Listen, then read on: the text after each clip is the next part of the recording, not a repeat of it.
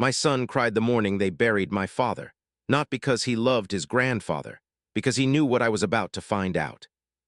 He grabbed my wrist in the parking lot of the funeral home, right there in front of everyone, and he whispered, "Dad, don't you ever take those off, promise me." He meant the copper bracelets my father had given me 3 years before he died. I thought it was grief talking.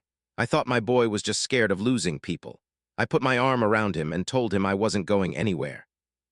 But my son was not scared of losing me.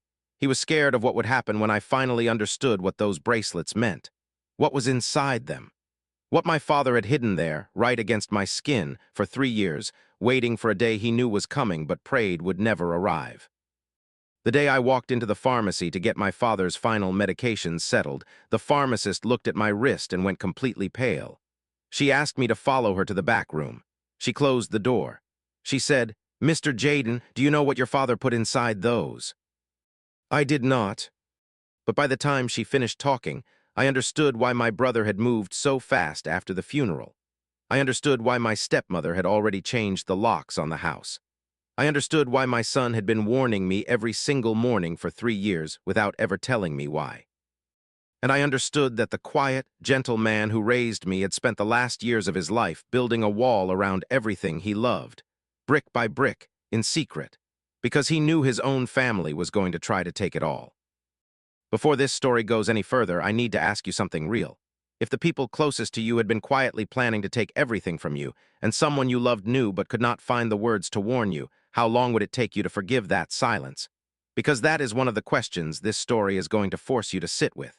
Stay with me. You are not going to want to walk away before you hear what was inside those bracelets, and you are not going to believe who knew first. My name is Jayden, and I want to start by telling you the kind of man my father was, because if you do not understand him, you will not understand any of what happened after he was gone. My father, Raymond, was a carpenter by trade and a quiet man by nature. He built furniture, fixed things with his hands, and never once in my childhood raised his voice at me or my younger brother, Derek. He was the kind of father who showed up. School plays, Saturday morning breakfasts, long drives where he would just let the radio play and not fill the silence with noise. He believed in doing things right. He believed that a man's word was the most valuable thing he owned. And he believed, maybe too deeply, that family was everything. He got sick when I was in my early 30s, not dramatically sick, not the kind of sick that announces itself. It was slow. His joints ached. His hands, the hands that had built half the furniture in our childhood home, started to tremble. The doctors found an autoimmune condition that was manageable but not curable. He adapted. He slowed down. He sold his workshop tools to a younger carpenter down the road.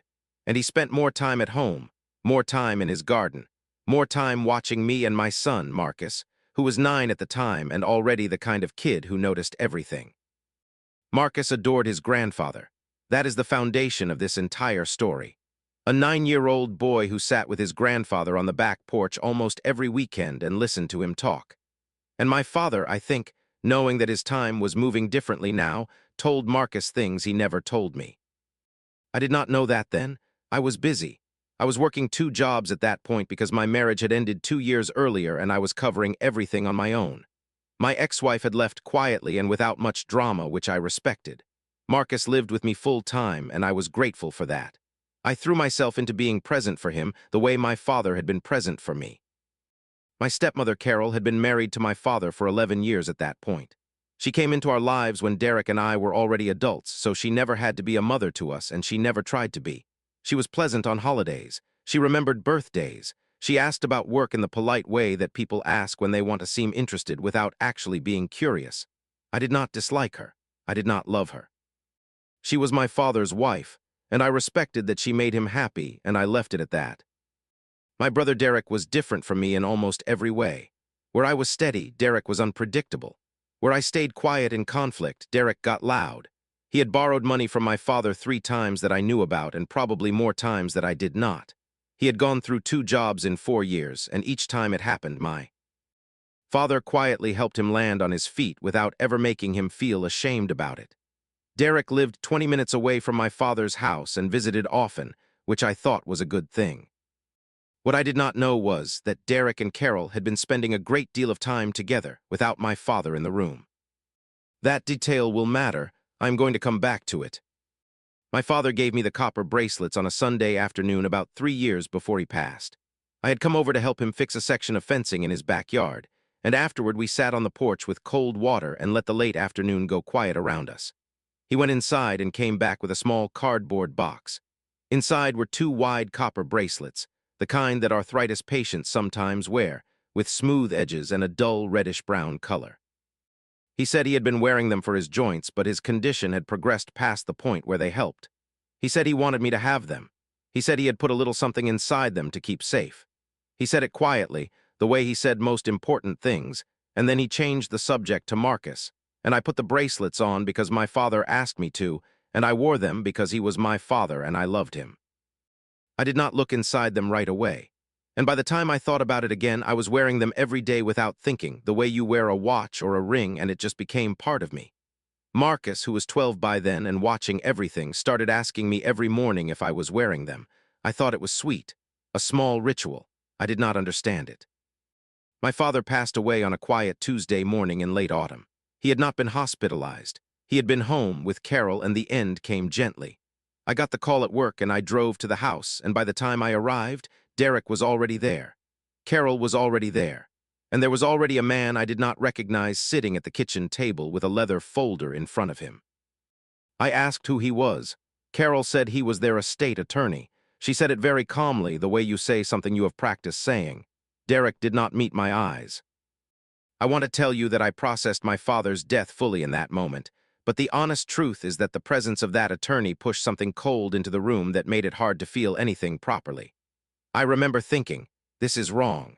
Not legally wrong, not yet.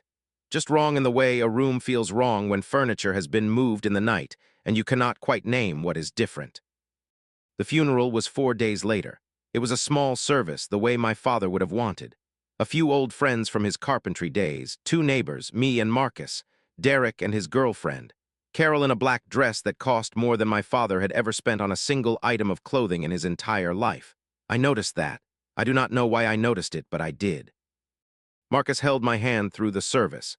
He was 15 by then, quiet and tall, and he held my hand the way a child holds a parent's hand when they are also trying to be strong for that parent. At the graveside, he leaned in close and whispered, "Dad, please keep the bracelets on, please." And I squeezed his hand and thought, he is just grieving. In the parking lot, he grabbed my wrist. I told you about that moment already, but what I did not tell you is what happened right after. He looked at me very directly and said, "Grandpa told me everything. I wanted to tell you so many times, but he made me promise to wait. He said you would know when." And then Carol appeared beside us and said we were all going back to the house, and Marcus went quiet immediately. I filed that away. I did not push. I told myself we would talk later. We went back to the house. Carol had arranged a small spread of food, all catered, nothing she had made herself, which was fine but felt impersonal in a way that nagged at me. The attorney, whose name I now knew was Gerald Holt, was there again. He shook my hand with both of his and said he was sorry for my loss and that when I was ready, we should schedule time to go over the estate documents. I said, of course, when would work. He looked at Carol. Carol said, "Gerald, maybe give us a few weeks." I said, "Actually, I would like to schedule it sooner rather than later. Can we do this week?" Gerald's expression shifted slightly. Not much, just a small tightening around the eyes. He said he would check his schedule. He did not check his schedule that day. He did not call me that week. And when I called his office, his assistant told me that the estate was in probate and that I should wait to be contacted. I have been patient my whole life. I learned it from my father, but something about that call made me feel like patience was being used against me. I went to the pharmacy 3 days after the funeral to handle the last of my father's prescriptio. NS to return unopened medication and close out his accounts there. The pharmacist was a woman named Helen who had known my father for years. She came around the counter to hug me and tell me she was sorry. And then her eyes dropped to my wrists and she stopped. She said, "Are those Raymond's copper pieces?" I said yes. I told her he had given them to me 3 years ago. She asked if I could come to the back with her. I thought she wanted privacy to talk about him. I followed her into the small consultation room behind the pharmacy counter. She closed the door. She sat down across from me and she folded her hands on the table and she said, "Jayden, your father talked to me about those bracelets about 3 years ago. He was very deliberate about it. He wanted me to know in case something ever happened and you came in here and needed help understanding. I felt the hair on my arms stand up. She said that my father had hollowed out a small channel inside each bracelet's inner lining. The bracelets were not solid copper. They were a composite piece with a thin interior track, almost like a slim hidden compartment running the interior circumference. And inside each one, my father had placed a tightly rolled strip of paper treated with a protective laminate coating so it would not degrade against skin.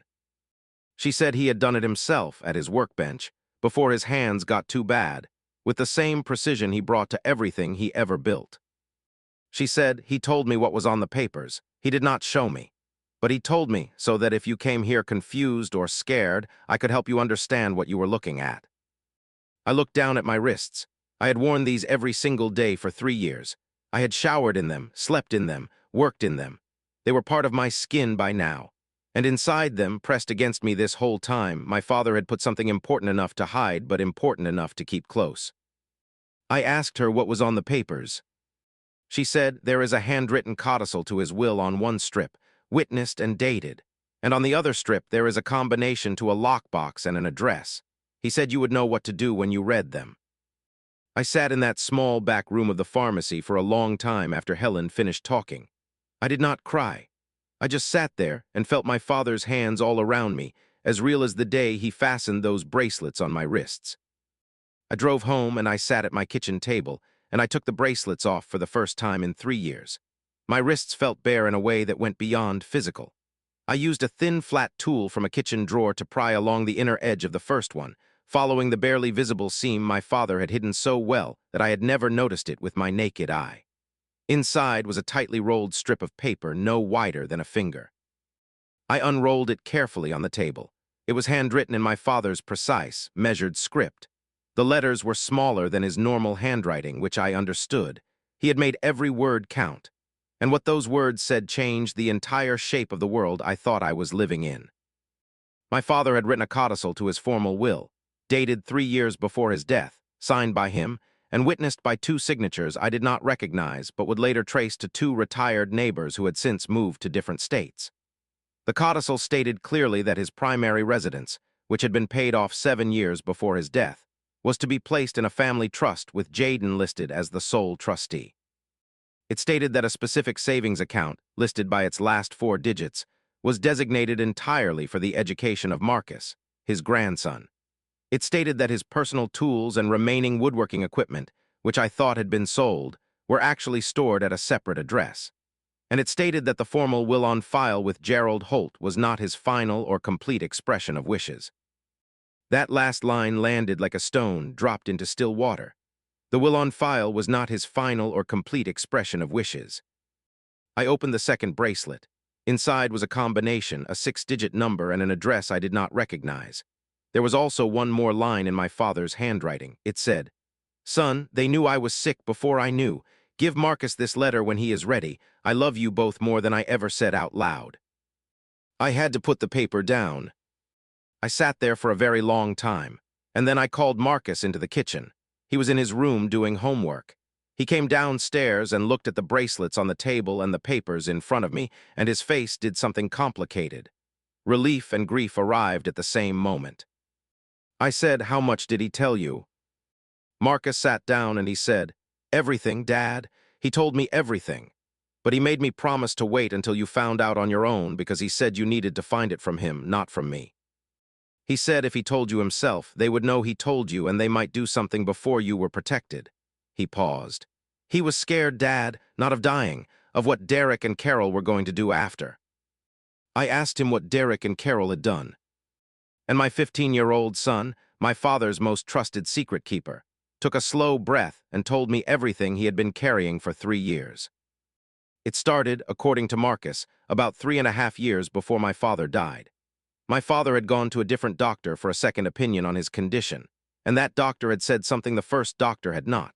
That with his specific type of autoimmune disease, the trajectory over the next 3 to 5 years would likely reduce his cognitive clarity in the final stages.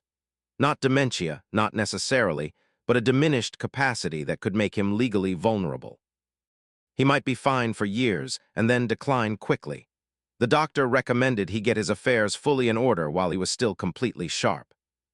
My father, being my father, went home and started quietly organizing. What he found when he started looking was that Derek had already had a conversation with Carol about the house. My father did not tell Marcus how he found this out, but he found out. And what Derek and Carol had discussed was a plan, not necessarily a malicious one at first, but a plan to make sure that if my father's capacity declined, Carol would have full control of all assets. Derek would be positioned as Carol's informal advisor. And I, Jayden, the son who lived 20 minutes further away, who was busy with work and raising Marcus alone, would simply be presented with whatever had already been decided. My father said that when he pieced this together, he did not confront them. He was a quiet man, he did not confront, he acted. He went to a different attorney, not Gerald Holt, who was Carol's attorney and had been for years before she married my father, which I had not known. He went to a woman named Patricia Gaines, who specialized in estate planning and elder financial protection. He told her everything. She helped him draft the codicil. She helped him establish the trust. And because he was afraid that if any of this paperwork went through official channels too visibly, Carol or Derek might find out and move to contest it while he was still alive, and therefore create a conflict he was too tired to fight. She helped him create a parallel paper trail that was entirely valid but hidden in plain sight. The laminated strips in the bracelets were Patricia Gaines' idea, adapted from a technique she had seen used once before in a case involving a patient in a memory facility whose family kept removing documents from his room. My father wore those bracelets for a few months before he gave them to me, long enough to make the idea of them ordinary. And then he gave them to me and trusted that I would wear them until the moment I needed to understand. Marcus said my father had told him, "I am giving your father the most important things I have ever owned, and he will not know it until the right time. You just make sure he never takes them off." My son had been doing exactly that every single morning for 3 years. I did not sleep that night. I made a list. I needed to understand the full picture before I did anything, because my father had taught me that acting before you understand is how you lose what you are trying to protect. The next morning, I called Patricia Gaines' office. I had her name from a note my father had added at the bottom of the codicil strip. She had been expecting my call. She had a full copy of the codicil and the trust documents. She had everything signed, dated, witnessed, and notarized. She had been holding it for exactly this moment. She told me that the formal will Gerald Holt had on file was real. It was signed by my father, but it predated the codicil by 2 years. The codicil superseded several key provisions. Under the formal will, the house went to Carol. Under the codicil and trust, the house was already in a family trust that Carol could not touch.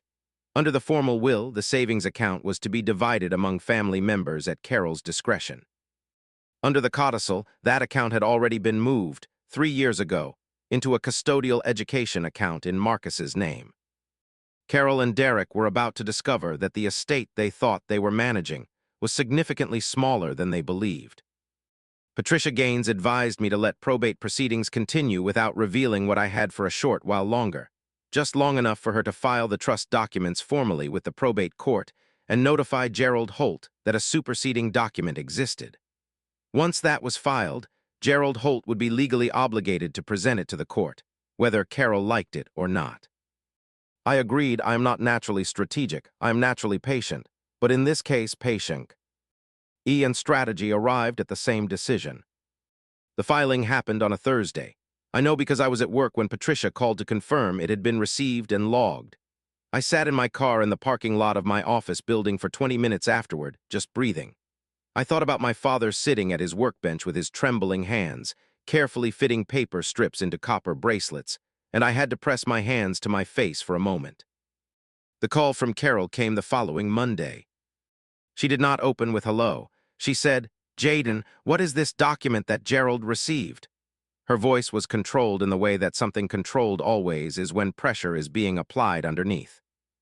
I said, "It is a codicil to Dad's will. He drafted it 3 years ago." She said, "I was his wife. I was with him every single day. I would have known if he drafted new documents." I said, "He was a private man, Carol. You knew that." There was a silence, and then she said, "This is going to be challenged." I said, "That is your right." She hung up.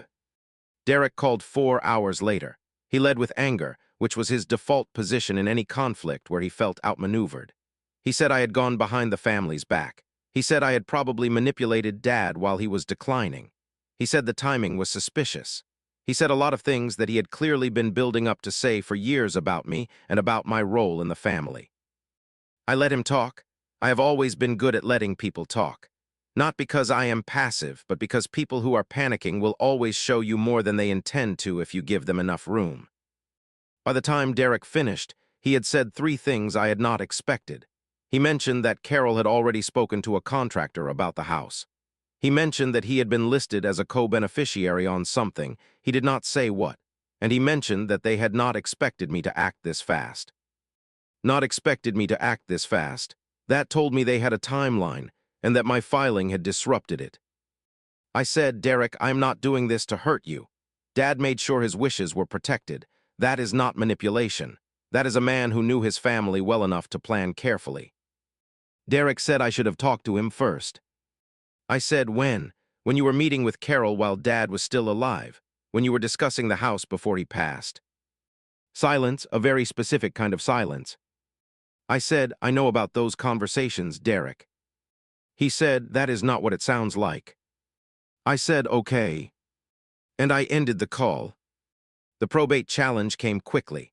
Carol's attorney, Gerald Holt, filed a motion questioning the validity of the codicil on 2 grounds: that my father may not have had full testamentary capacity when he drafted it, and that the document had not been properly recorded. Patricia Gaines had been waiting for both objections. On the capacity question, she had a letter from Patricia's own doctor, not the doctor my father usually saw, who had examined him and assessed him as fully cognitively intact at the time the codicil was signed. She also had a written statement from the 2 witnesses, now tracked down in their new states, both of whom confirmed the signing in clear detail, describing the location, the date, and my father's demeanor as calm, clear, and intentional. On the recording question, the codicil had been notarized, witnessed, and filed with Patricia Gaines' firm as a legal hold document. It met every requirement in the state for a valid testamentary codicil. The fact that it had not been in Gerald Holt's file was not a legal defect. It was a feature. My father had filed it somewhere Gerald Holt could not access. The court date was set. It was 4 weeks away. In those 4 weeks, I did not sit still. I went to the address from the second bracelet. It was a small storage facility on the edge of town, the kind of low-key place with individual roll-up doors and a keypad entry. The combination from the bracelet opened the lockbox at the front desk, which held a key. The key opened Unit 14. Inside Unit 14 were my father's woodworking tools, not the ones he had sold, which I now learned were only his older, worn-out pieces. These were his good tools, his precision tools, the ones he had loved. There was also a filing cabinet, a simple 2-drawer metal one, and inside the filing cabinet were folders. I sat on the concrete floor of that storage unit for 2 hours going through those folders. My father had been documenting everything for years. There were printed bank statements showing transfers from a joint account he and Carol shared, transfers Carol had made that were significantly larger than any household expense would justify. There were dates and amounts going back 4 years. There were also printed emails. My father had learned to print and file his emails, from Derek to Carol, discussing the house, discussing what they called the property question, discussing timelines that were tied specifically to my father's health prognosis. One email from Derek to Carol, sent about 2 years before my father died, said, "He's not going to be sharp enough to fight it if we wait another year. We just need the deed situation handled before then. Gerald can do it quietly." I sat with that email in my hands for a long time. My father had printed it, labeled the folder with a date, and filed it neatly in a cabinet he had locked inside a storage unit under a combination he had hidden inside copper bracelets on his son's wrist. He had known what they were planning, and he had not raged, he had not confronted. He had built a wall around everything that mattered, brick by quiet brick, and then he had died knowing his son would find it. I did not cry in that storage unit. I think I was beyond crying by then. What I felt was something heavier and quieter than tears. It was the weight of understanding how much my father had been carrying in his last years. Knowing that people he had trusted were planning to take from him, continuing to be kind to them at holidays, continuing to let Derek come over, continuing to let Carol believe her plan was invisible, all while his hands trembled and his body slowed, and he spent whatever energy he had left making sure his real family would be protected. I brought the files to Patricia Gaines. Her expression when she went through them was professional and controlled, but her eyes said something different. She said these documents, if authenticated, were significant. The emails in particular demonstrated premeditation. They were not just evidence in the probate dispute. They were potentially evidence of financial elder abuse, which is a serious matter under the law. She asked me how I wanted to proceed. I told her I wanted the probate case won cleanly and completely, and I told her that after that, I wanted to know every option available to me. She said she would prepare everything. The 4 weeks before the court date were strange in the way that time gets strange when you are waiting for something significant. I went to work. I made Marcus breakfast. I helped him with his homework. I did not talk to Carol or Derek. They tried to reach me several times. I did not respond. My silence was not childish. It was deliberate. I had nothing to gain from a conversation and everything to gain from letting them guess. Carol sent a message through Gerald Holt's office suggesting that perhaps we could reach a private settlement to avoid court. The settlement she proposed was this. I would receive a portion of the savings account, she would retain the house and the remaining assets, and Derek would receive the woodworking equipment. The codicil and trust would be set aside by mutual agreement. I passed the offer to Patricia, who responded formally on my behalf. We declined. Carol escalated. She sent a longer message, this one not through Gerald but directly to my phone, telling me that my father would be ashamed of me for tearing the family apart. She said he had always worried that I had a cold streak underneath my quietness. She said that the kindest thing I could do for his memory was to honor the family he had worked so hard to build. I read that message once. I saved it. I did not respond. Then Derek showed up at my door. It was a Saturday morning. Marcus was still asleep. I answered the door in my work clothes because I had been up early. Derek looked tired in the way that people look tired when they have not been sleeping because they have been worrying. He said he wanted to talk. I said okay, and I let him in because letting him talk was still the most useful thing I could do. He sat at my kitchen table, and he laid out a version of events that was genuinely impressive in its revision of reality. In his version, Carol had simply been trying to protect the family assets from potential nursing home costs in case my father's condition worsened. The house being in Carol's name was just practical. The conversations with Gerald Holt were just preparation. The emails were taken out of context. He did not know I had the emails, so he did not know he had just confirmed they existed, and that his version of them was a defense rather than a denial. He said, "Jay, we are brothers. That should matter more than a legal fight." I said, "It does matter to me, Derek, but what I found in that storage unit matters too." He went still. I said, "Dad documented everything, everything." Derek's jaw tightened. He looked at the table. He said, "He always did write things down." I said, "He did." There was a long silence. Derek said, "What are you going to do?" I said, "I'm going to let the court decide the estate. After that, I'm going to make sure Dad's actual wishes are carried out exactly as he intended. And after that, I'm going to make sure Marcus's education account is untouched." Blee and growing. Derek said, "And Carol?" I said, "That depends on what Patricia finds." He left without another word. The court hearing was not dramatic in the way that movie courtrooms are dramatic. It was quiet and procedural and felt like the inside of a very important waiting room. Carol sat with Gerald Holt on one side.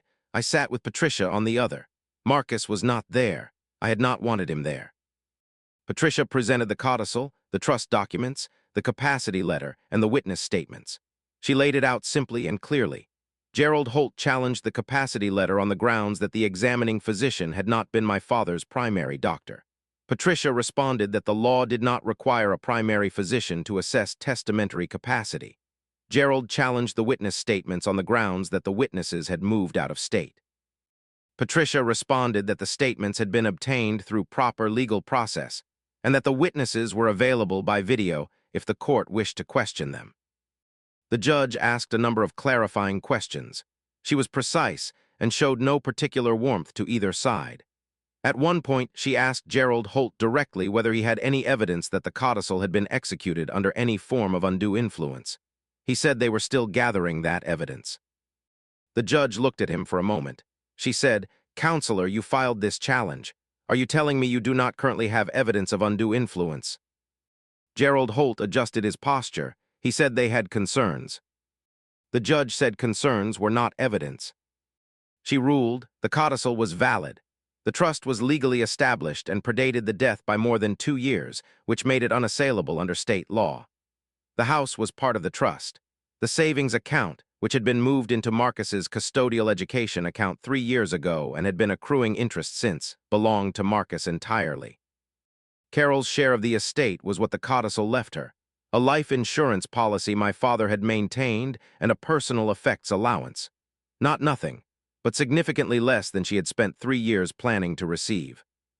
I walked out of that courthouse and sat in my car and put my hands on the steering wheel and just held it.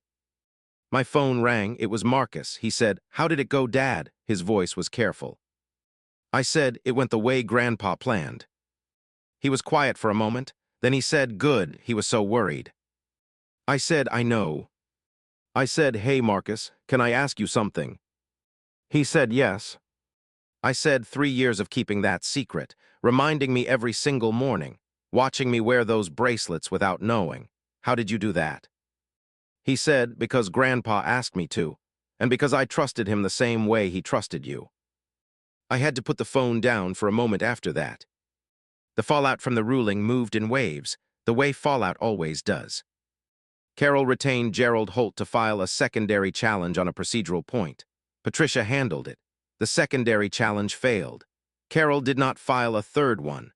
I was told by Patricia that the legal costs of continued challenges were becoming prohibitive, and the path forward for Carol was increasingly narrow. What happened next was something I had not fully anticipated, though perhaps I should have. Carol called me herself, not through Gerald, not through Derek. She called me on a Thursday evening, and she was quieter than I had ever heard her. The controlled, polished Carol I had always known was gone, replaced by something that sounded closer to exhaustion. She said she understood the ruling. She said she was not going to keep fighting it. She said she wanted to know if there was anything of my father's personal items, not the estate, just personal things that she could keep. I thought about it honestly. I thought about who my father had been and what he would have wanted me to do in this moment. I said she could have his garden tools, which had not been part of the estate anyway. I said she could have the photo albums from the house, because they were her memories too. I said she could have the rocking chair from the back porch where they used to sit together in the evenings. She was quiet for a long moment, then she said, "Thank you." I said, "He loved you, Carol. Whatever happened with the money and the house, I believe he genuinely loved you. I just think somewhere along the way, other things got mixed in with that." She did not respond to that. She said thank you again, and she ended the call. I have thought about that conversation many times since. I do not believe Carol started out as a person who intended harm.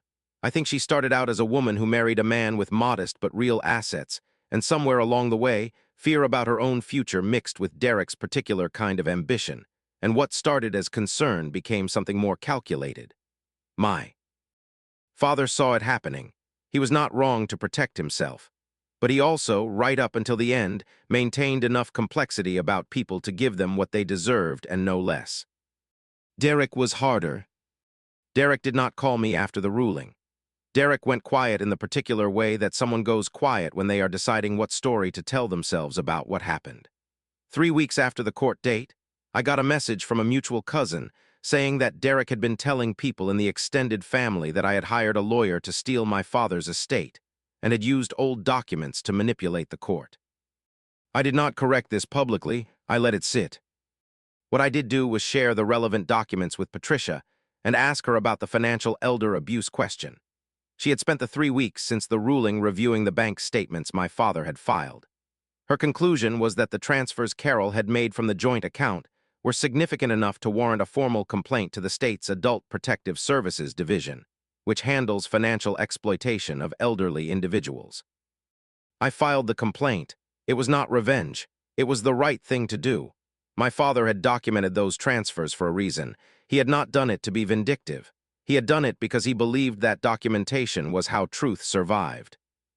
The investigation was opened. I do not know where it ultimately went because those matters are not public, and Patricia advised me not to speculate. But the investigation was opened. Marcus turned 16 2 months after the court hearing. I took him to his grandfather's storage unit on his birthday, and I unlocked it with the key from the lockbox. and I walked him through the woodworking tools that now, by his grandfather's intent, would someday belong to him. He ran his hands over the planes and the chisels and the levels the same way Raymond had always run his hands over the things he built, slowly, with full attention. He said he was really something, wasn't he, Dad? I said he really was. Marcus picked up a small hand-carved box that was sitting on top of the filing cabinet. It was a simple box, the kind my father made as practice pieces, smooth maple with a fitted lid. I had not noticed it during my first visit to the unit. Marcus opened it. Inside was a letter folded once in my father's handwriting addressed to Marcus. I watched my son read his grandfather's letter standing in that storage unit on his 16th birthday.